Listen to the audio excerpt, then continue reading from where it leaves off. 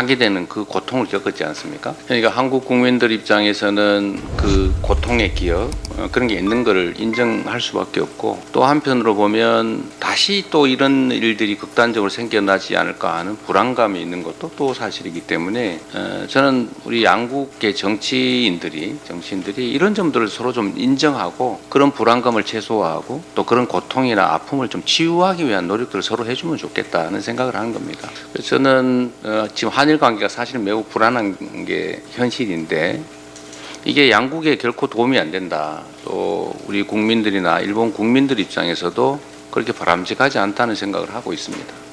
가능하면 미래지향적으로 서로 존중하고 모두에게 도움되는 길을 반드시 찾아야 되겠다는 생각을 하고 있습니다.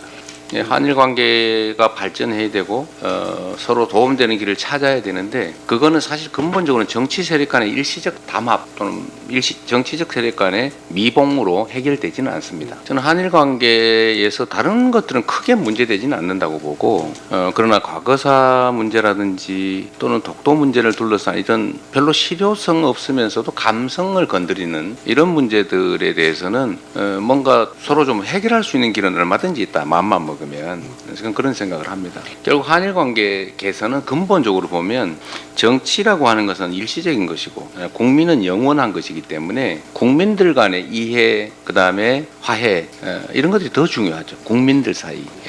그러니까 이 국민들의 정서라고 하는 것들을 억지로 막 누른다고 사라지지도 않고 또 숨겨놓는다고 숨겨지지도 않기 때문에 근본적으로 서로에 대한 이해를 높이고 또 인정할 거 인정하고 또 예를 들면 양보할 거 서로 양보하고 이렇게 하는 것들이 실제로 문제를 해결하는 길이죠. 그래서 저는 한일 관계에 있어서도 예를 들면 정치적 문제나 아니면 과거사 역사 문제 이런 문제하고 경제 문제, 사회 문제, 문화, 교류 문제 이런 것도 좀 분리할 필요도 있겠다는 생각을 합니다.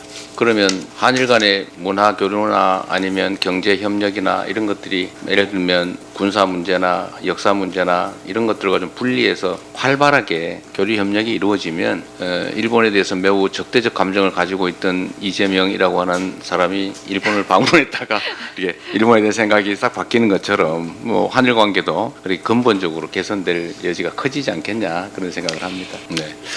그리고 마지막으로 제가 그 경기도지사로 있을 때 이제 오부치 육고 의원과의 편지로 서로 주고받으면서 대화한 일이 있습니다. 최근에는 연락을 못했는데 기회가 되면 안부 전해주시기 바랍니다. 娘さまでいらっしゃいます小渕優子先生と手紙をやり取りしたことがありますけれども、帰国されましたら彼女によろしくお伝えいただきたいと思います。